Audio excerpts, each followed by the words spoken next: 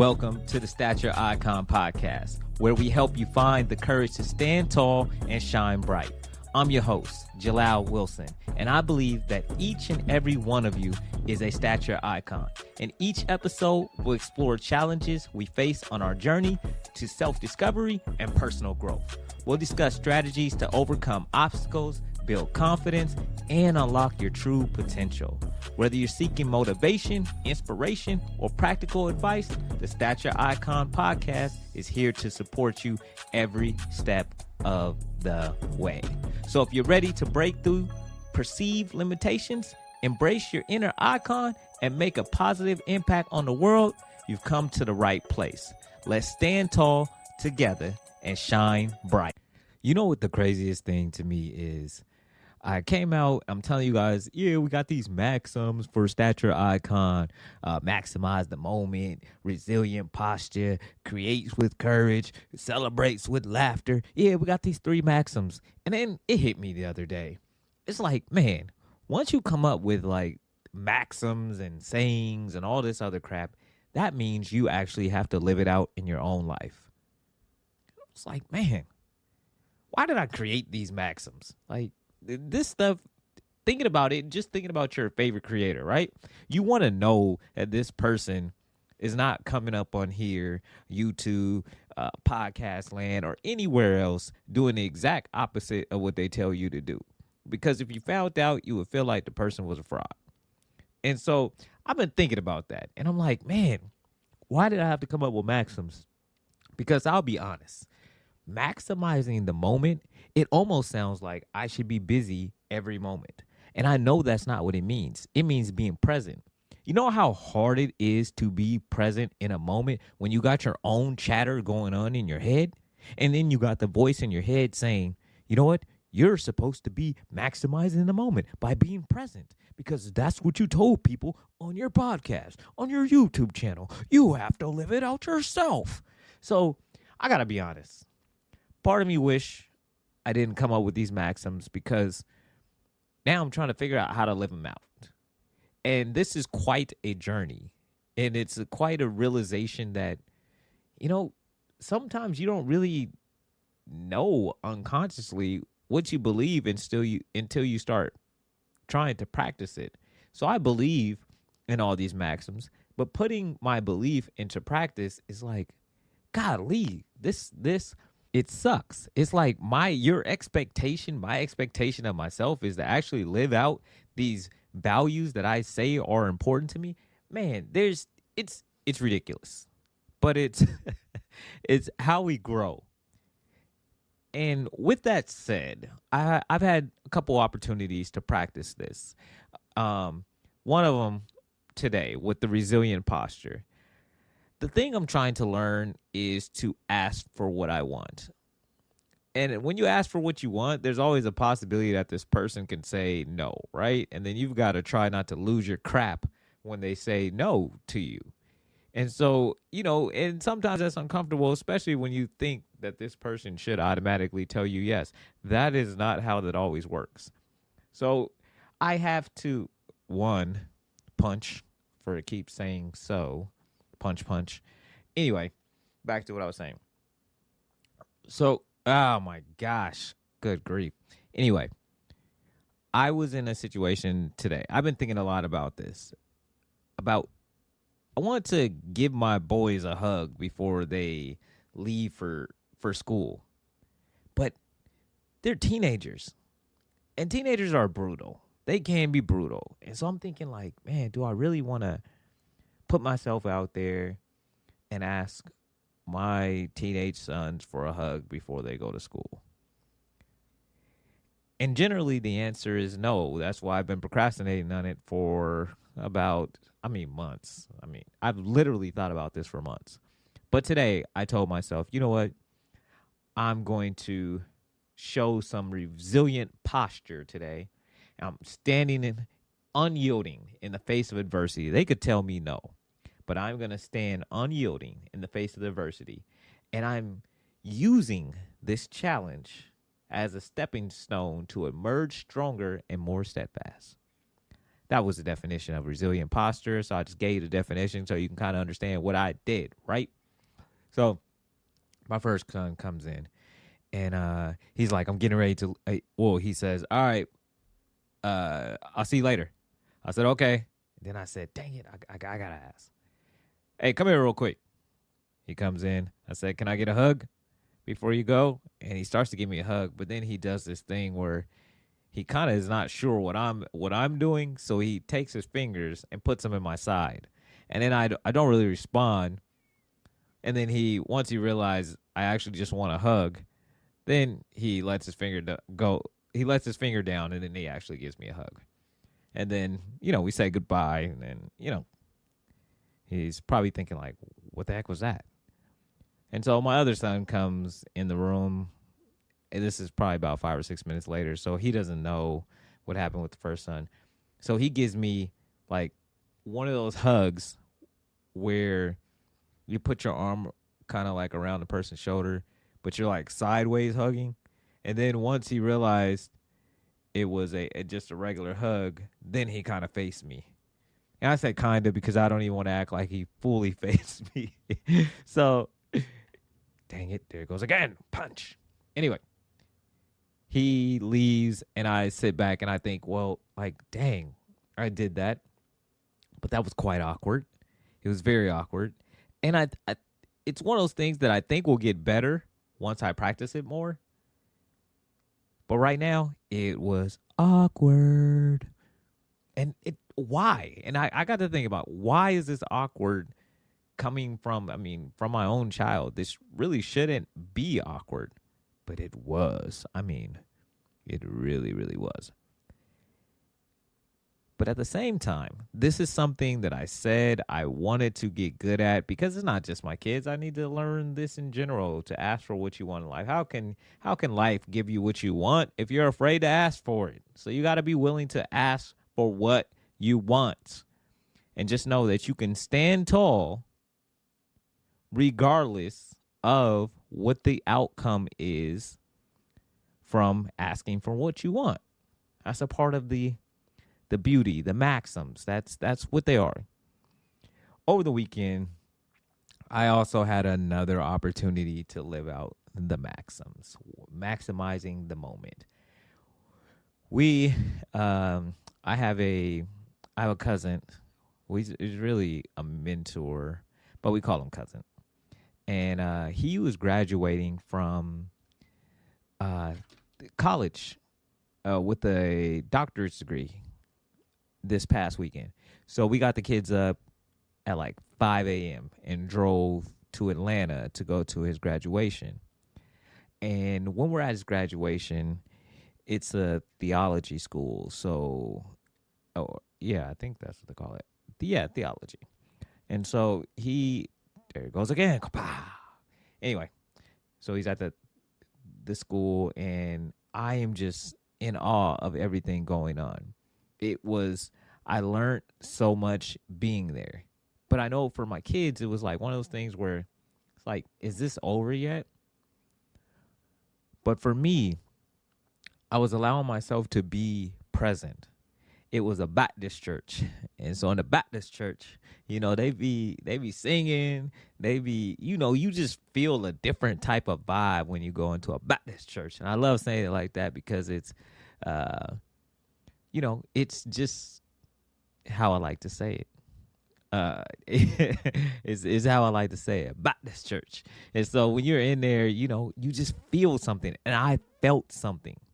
I felt something being in there. I can't explain it to you, but I felt like a courage or I think this is what I felt. I felt like being there. I was standing on the top of people who came before me. I was standing on their back, so I could have the courage to do what I'm supposed to do in this world. That's what I felt like being there. I felt like it was so much history that it just engulfed me, like gave me energy, gave me confidence that I didn't know I needed. And I also learned a new word. And when he said this new word, it was Ashe. And for the and he how he weaved this whole thing together, he was talking about how he was teaching us different words in Hebrew and different things like that to basically to remind us of who we are, especially as African Americans. We lose that. Um, but he gave a charge over mainly the graduates, but also the people that were there watching, that for us to go out into the world and do the things that we know we are supposed to do, and basically to create with courage. That is like essentially what his charge was. And then at the end, you say Ashe, because you are saying that it is so, that you are in agreement with the fact that you can go out and do that thing. But in America, it means power, authority, command, energy, or life. But it was just I had never heard the word, or I think I did hear the word in a movie, but never really explained. And so to hear it, and then having it explained, and then to be in an area with so much history, it was amazing.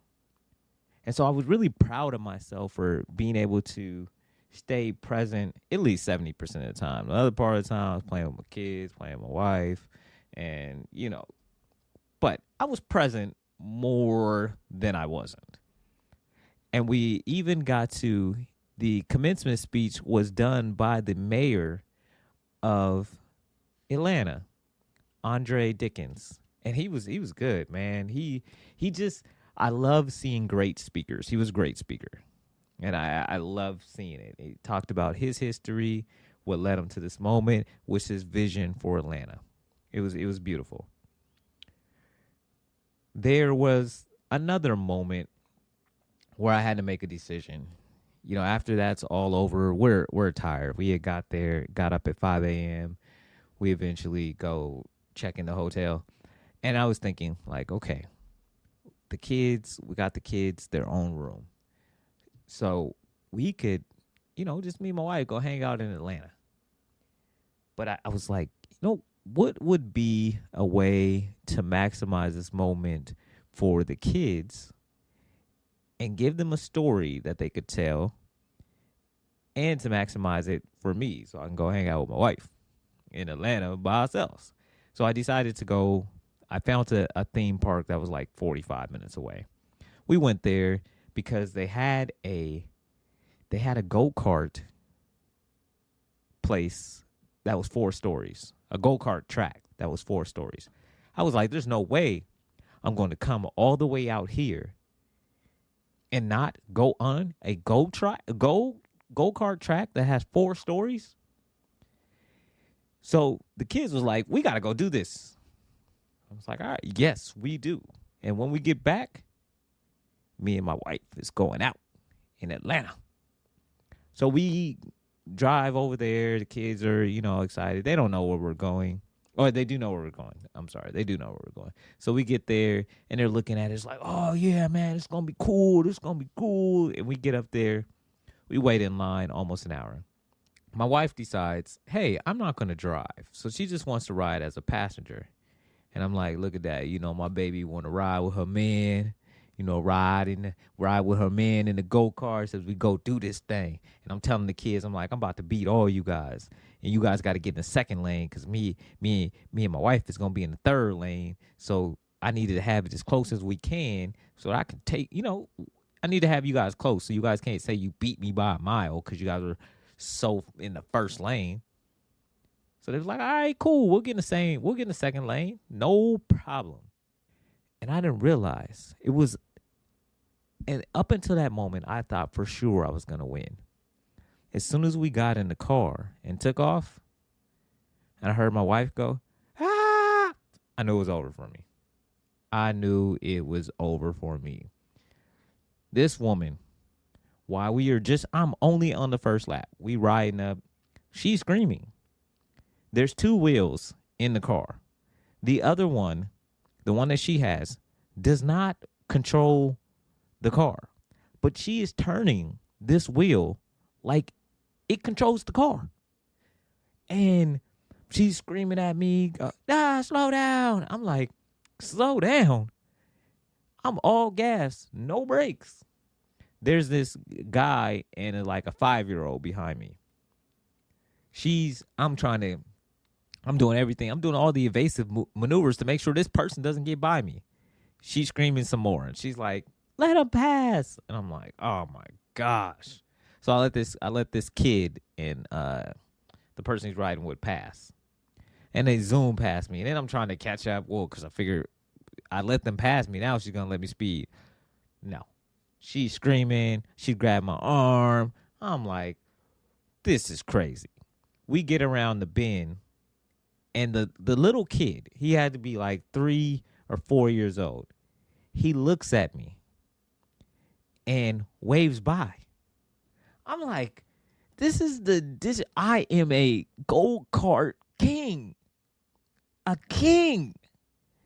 And this day, I'm treated like a peasant. He treated me like a peasant, a 5th class citizen. He's like, look, you're not even going to catch me. You're not even going to catch up. You're not even going to see me again. That's kind of how he treated me. It was crazy. It was absolutely crazy. Anyway, he was right. My wife screamed at every turn. And when we went down this long hill, I floored it, right? The car jumped, and then it scraped on the ground, and then you heard it go, boom. I was in heaven, man. Like, this is go-kart racing. When you hear your go-kart just firing like a putt sound, like you're just burning up rubber or energy, whatever, right? When you hear that sound, you really feel like you're driving, like you're doing something. And here she is telling me to slow down. Anyway, we finished the race. I come in last. The kid's still laughing at me. But it was a beautiful moment. Just my kids talking about that the next day and how they whooped us. And even my wife talking about how she would never do it again and how she should have rolled with my daughter who was driving like riding Miss Daisy. She should have rolled with her. And it was just a beautiful moment. And to be present in that moment and experience it with my family and know that it's going to be something they'll talk about for a while is amazing. It's absolutely amazing. These maxims are not just words. They're things that we can live by to live better. It is going to be a challenge. Like I said, it is very much a challenge for me to stay present. And also a challenge for me to not flip out when, I ask for something I need and it's not granted. And it just, and it reminds me, I didn't take it like that yesterday, but it reminds me, the goal is to create with courage and celebrate with laughter. My children decided to use a pencil lead from a mechanical pencil to try to pick the lock at the house because I accidentally locked them out. I was supposed to be back in time, but I got back a few minutes after them. And so they decided to try to pick the lock. Now, that is creating a solution with courage for sure. Because, I forgot about the straw. They tried to use a straw too. So when I get home, my key doesn't actually work in the door. And now I have to act like Bob the Builder and I had to take apart the lock, spray some WD-40 in there, and, eventually figure it out, right? And I can laugh now because they did embody one of the maxims, but I was not laughing yesterday. I was annoyed. And actually, they didn't get no game time because I was that annoyed yesterday. But The goal is to make sure that we are not just hearing these words, but we are trying to apply them to our lives. Not trying to, that we are applying them to our lives. And it's not going to be perfect. It's not always going to be pretty. It just needs to be done. And so, punch. It needs to be done. I'm working on it.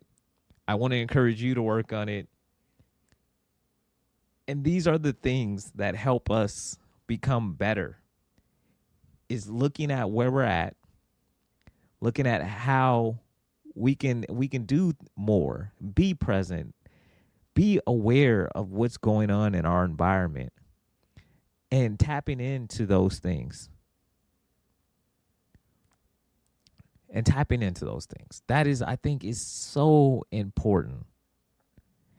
And I am going to continue to try, not only try, but I am going to do my best to live out these maxims, so I'm not one of those people that talk a good talk but can't walk it. And I'm going to share with you my struggles along the way. And I hope you share with me your struggles along the way. And I'm going to remind you of the maxims again one more time before we get out of here. Maximize the moment. Embrace and utilize every present opportunity to its fullest, enriching your life through conscious participation and appreciation. It's not being busy.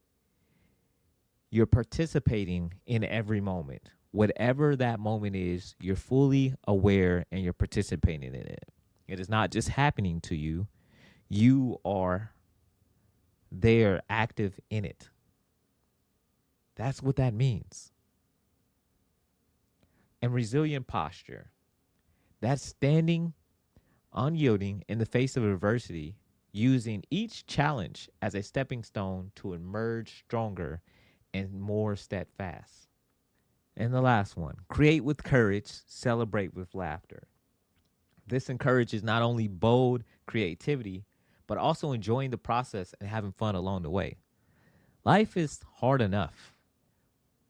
Figure out how to enjoy whatever it is you're going through as you create the life that you deserve. All right? That's all for this episode of the Stature Icon podcast. Remember, you have the power within you to break through perceived limitations and shine bright. Embrace your inner icon and never stop reaching for your dreams. If you enjoyed this episode, please subscribe, rate, and review the podcast on your favorite platform. Your support helps us reach more listeners and inspire more people to stand tall. For more resources, tips, and inspiration, follow us on social media. That's Stature Icon on YouTube, Instagram, and TikTok. Until next time, this is Jalal Wilson reminding you to keep standing tall and shining bright. See you in the next episode.